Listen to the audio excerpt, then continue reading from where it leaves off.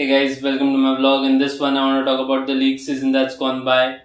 Okay, so there's one match to go, the Champions League final, but most of the league season, that's the overall season of most of the teams, is done. Most of the players have gone off to the vacation or maybe to the World Cup squads, and I feel it's the right time to take a stock of this season that's just gone by.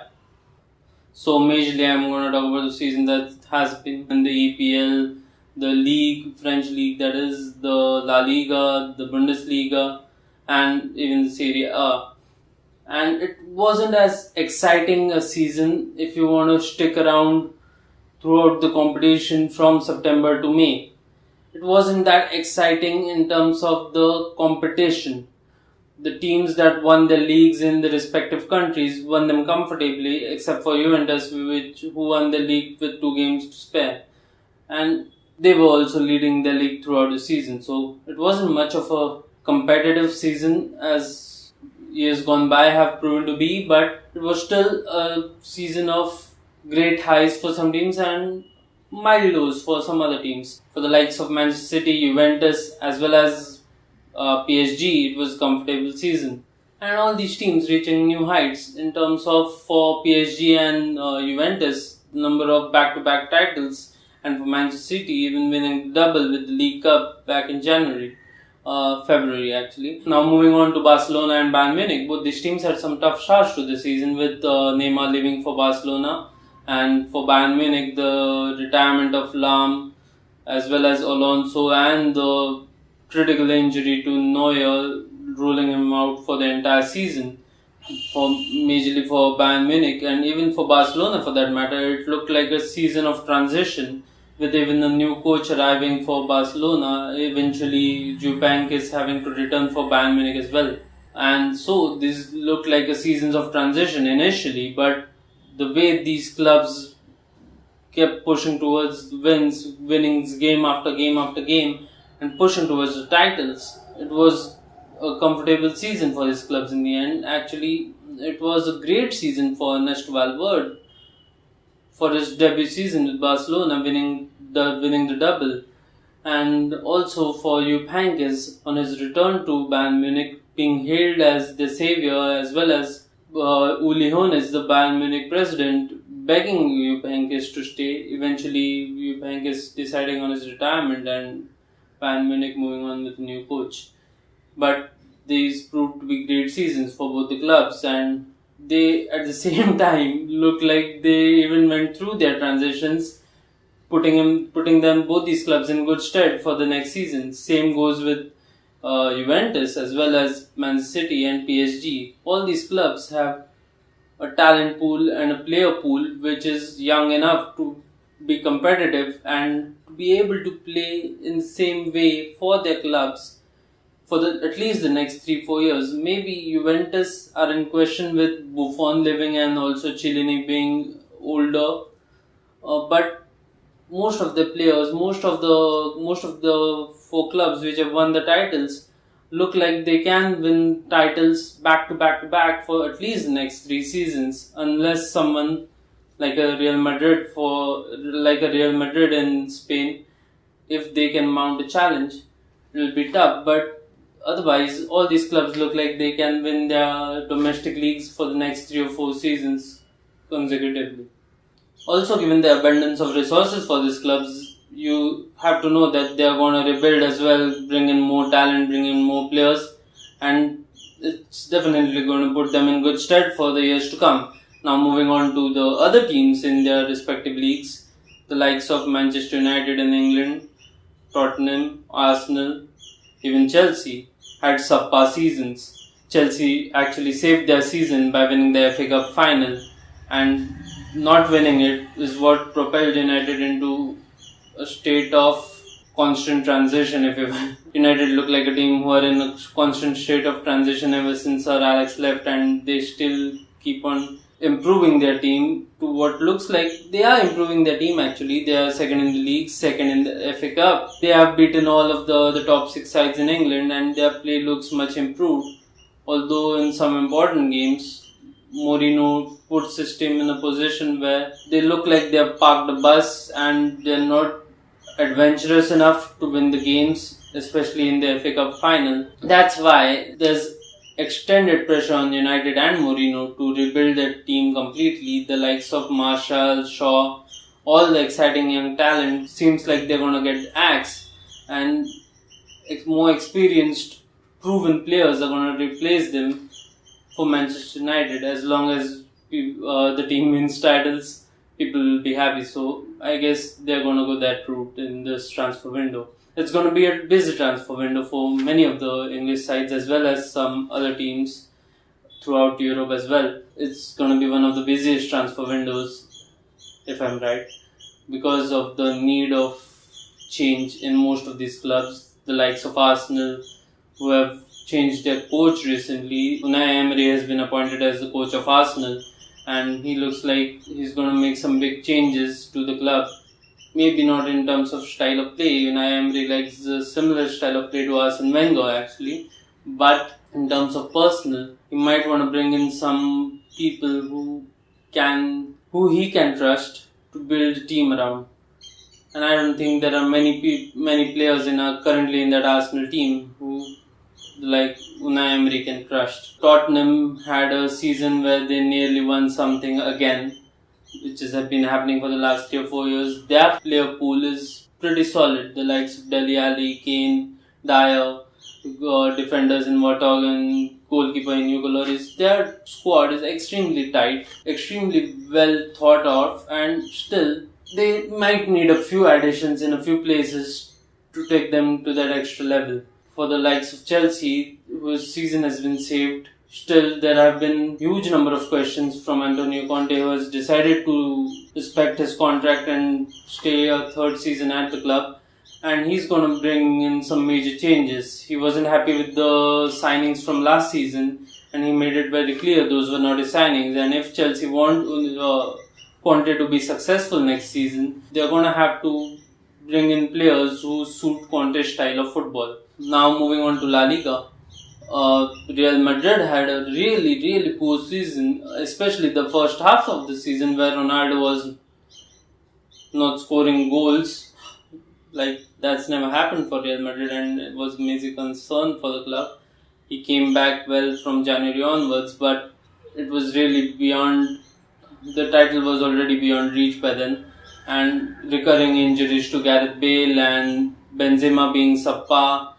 All these problems have come at the wrong time for the club, given that they have given new contracts to most of the players this season, and also Zidane's tactics have come into question this season. And if it were any other man in that job of coach for Real Madrid, I think he would have gotten the axe this season, given Real Madrid's history. Real Madrid is a club who sacked Jupp Heynckes after he won them the Champions League. And if that's anything to go by, if Zidane doesn't bring the Champions League to Real Madrid this season on this Sunday, there is a possibility of Real Madrid giving him the axe. Also, the likes of Atletico Madrid had a pretty decent season, especially their saving grace. Their saving grace was the Europa League title, which they won after beating Arsenal in the semi-final and Marseille in the final, leaving both these clubs in misery and having to rebuild. But if Griezmann leaves Atletico at this juncture, even that club is gonna have to make some major changes and bring in a big player to be able to build their team around to mount a challenge next season. Now this is for Spain. In the Bundesliga, I don't think anyone's ever gonna knock Bayern Munich off their perch. The last time that happened, Dortmund did it, and since then, Bayern Munich have become smarter. They just buy players who beat them. Apparently, they bought Hummels, they bought Lewandowski, they bought Götze, and Dortmund can't put on a challenge anymore. Yeah, Götze's gone back to the team, but not the same player he was when Dortmund were challenging Bayern for the title. And not many of the clubs, yes, Mönchengladbach are there, Werder Bremen are there, and few other clubs like Frankfurt and whatever you want to call, Schalke, whoever you want to call. These are clubs who fight for the second place. no matter how they rebuild, no matter what they do, they can't challenge Bayern Munich for the title. Yes, the only way this title challenge can happen for these clubs is if players like Robin, Ribery, and a few others leave at the same time. Maybe even Lewandowski, who seems to be unhappy from time to time at the club. If these players leave or retire, whatever the case, that time Bayern Munich will have to put in some big cash to rebuild their team. Yes, there's the case of Douglas Costa, who Juventus might sign after his loan spell there and a great season as well. But if they don't, he'll be back in place of Ribery. But whatever the case, it's unlikely that any other club will put on a challenge for Bayern Munich in the domestic circuit. But in the Champions League, Bayern Munich keep losing to Real Madrid and with some controversial decisions as well. But otherwise, they are pretty strong contenders to win the Champions League as well. In Paris, in France, and there's no competition to Paris at the moment. They just have the money to do anything they want. They could even sign Cristiano Ronaldo or Messi if they were willing to leave their clubs at some point in the future. But that's the kind of money they have. But in terms of talent building, Monaco and Marseille look like clubs who can post some kind of challenge in the French league, but otherwise Paris are the team to beat. Same goes with Juventus in Italy. Napoli came quite close and they have been coming close in the recent seasons, but they just couldn't put on the challenge. For the other teams, AS Roma look like an exciting team this season, and their coach has turned their fortunes around. They have some hugely experienced players as well. It's not like it's a very young team, but the way they are playing at the moment, it's exciting to watch, and it's very... I feel happy when I see Edin Dzeko get the credit he deserves. Even at Manchester, I'm a Manchester United fan, and even at Manchester City, Dzeko used to score lots of goals without getting enough credit for his scoring prowess, if you will. And that used to be something which I always found odd, and it's been the case for him all throughout his career actually. And for him to get the credit he deserves, the pay he deserves, the respect he deserves at AS Roma is very great to watch. And yeah, AS Roma has been an exciting team this season, and if not for Liverpool, they would have been in the Champions League final playing against Real Madrid.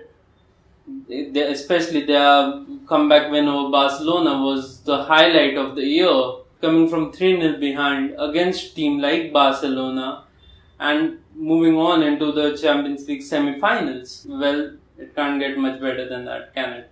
Now the end of this league season also marks the end of careers of many players as well as some coaches.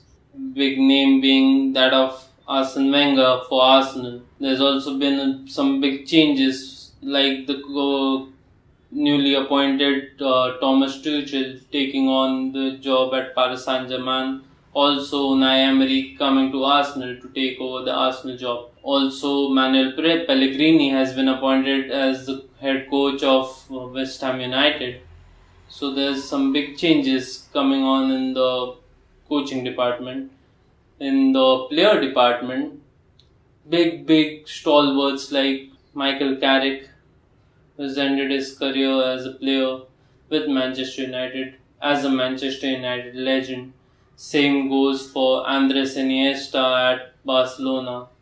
Man, those last scenes were very teary when he was sitting on the pitch alone and feeling nostalgic maybe. And yeah, it's hard to believe you won't be able to see these players playing on a regular basis next season for these huge clubs that they represented for decades.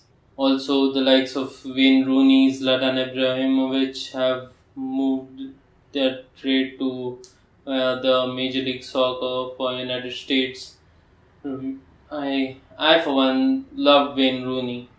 He was a selfless player. He was a player not loved by many. He had his fair share of critiques, but those were because he did whatever the coach asked. He wasn't like Zlatan Ibrahimovic kind of striker who demanded a spot in the starting lineup, who demanded a place in the striking position. He knew his limitations. He knew what team needed of him. So whenever Sir Alex told him he used to become a winger, whenever he was asked for, he used to become a central midfielder. He was a selfless player. When you looked at him, he looked like he had an attitude problem, but no, he really was a selfless player. He was a great player for Manchester United for many, many years, as well as for Everton, at the beginning of his career as well as nearing the end. And last season, his hat-trick will be particularly remembered by the Evertonians, and now he himself is leaving the English Premier League after playing in the league all his career to join Major League Soccer. Major League Soccer has been enriched by the addition of Rooney, Zlatan, as well as Bastian Schweinsteiger at the end of last season. Apart from these players, the other big names leaving their clubs are Gianluigi Buffon for Juventus. Who knew this day would come, right? He still looks fit, agile, healthy, and I think he could go on for another decade. But he's decided to call his time on his career at Juventus, and I for one feel sad that he couldn't get his hands on that Champions League trophy after all, but what is the case? It was a penalty, by the way. I stand by Michael Oliver's decision that it was a penalty that threw Juventus out of the Champions League against Real Madrid, but Gianluigi Buffon calls his time after 2 decades at Juventus. Also, Fernando Torres says farewell to his boyhood club Atletico Madrid by scoring a brace in his last game against Eibar, I think it was. And yeah, what a great player he's been for Liverpool and Atletico Madrid. And I feel nostalgic right now talking about all these great names, great players who I have watched for the last decade or two, playing some great football and being part of great victories, great title campaigns for the respective clubs. And to say goodbye to these great players is going to be heavy on the heart. But times call for change, football stops for no one, time stops for no one, and it's time to move on for these players as well as their clubs. Talking about moving on, let's move on to the Champions League final.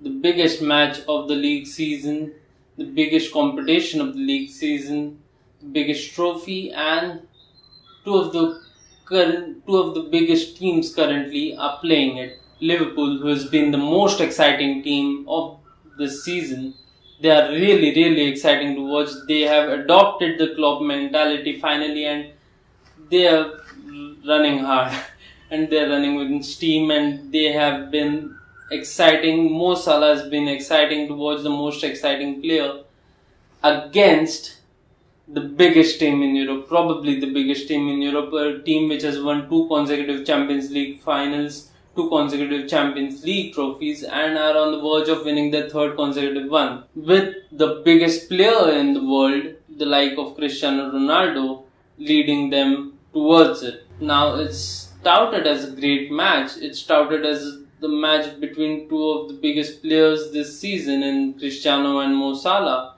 It's touted as a match between 2 teams whose defenses are a little shaky. Midfield is something to talk about, and strikers are the best in the world right now, the likes of Firmino, Mane and Mo Salah for Liverpool, and the likes of Bale, Ronaldo and Benzema, who are like, Bale is likely to start because of his last few games where he scored consistently, leading the line for Real Madrid. Maybe even Isco will start, or Asensio. They have riches in terms of talent and bench strength. Zidane can choose whoever he wants, but both these coaches, both these teams have the extra pressure of winning what could possibly be their only title this season.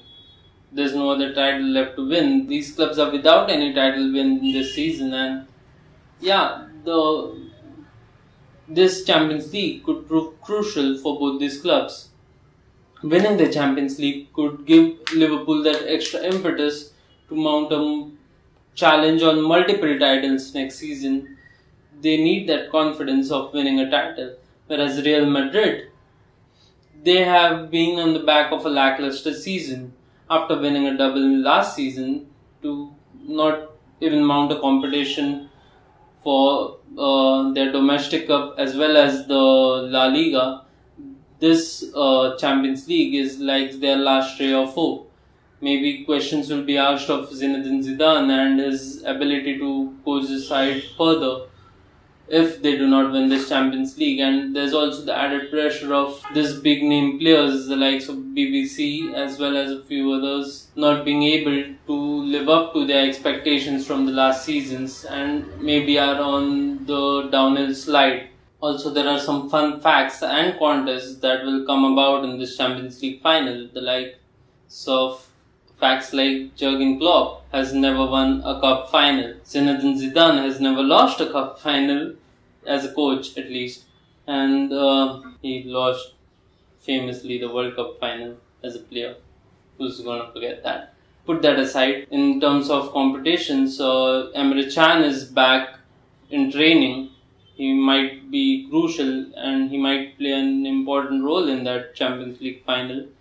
So is Dani Carvajal is back in training for Real Madrid and he'll be crucial to stop the three-pronged Liverpool attack, at least from the right side, the like of Sadio Mane. He's crucial in that Real Madrid defense in stopping the Liverpool attack.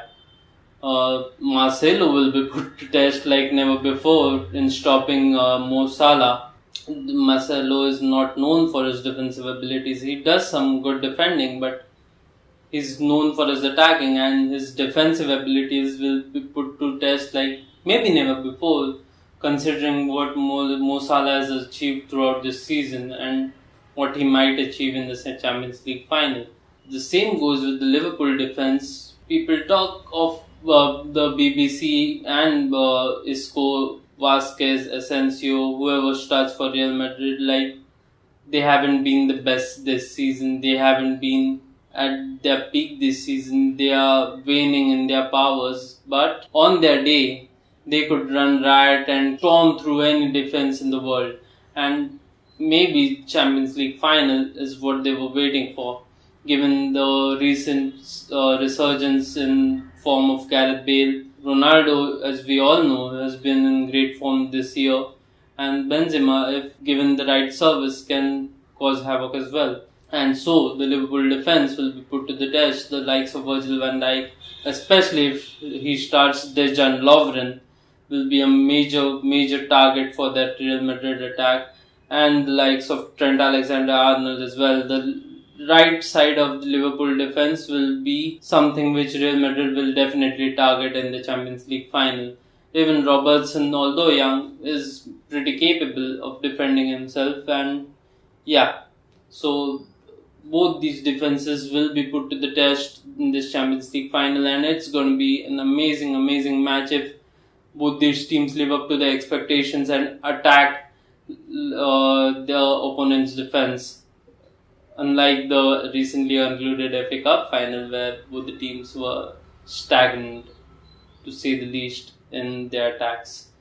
I hope this Champions League final lives up to its expectations and brings the league season to an end on a high. That being said, I'm also excited to see the big amount of changes that are going to take place throughout the transfer window, and I'm also going to keep you up to date regarding those changes. So keep subscribing to my channel, keep up to date with my channel. These next few vlogs are going to be about the World Cup, but after the World Cup is concluded, I'm going to be talking about the league season to come and the big changes in the big clubs, and also how they're going to line up tactically as well as formations and the big players that are going to make the move. So keep subscribing to my channel, like, share, comment, stay up to date with my channel. Keep loving football. See you around.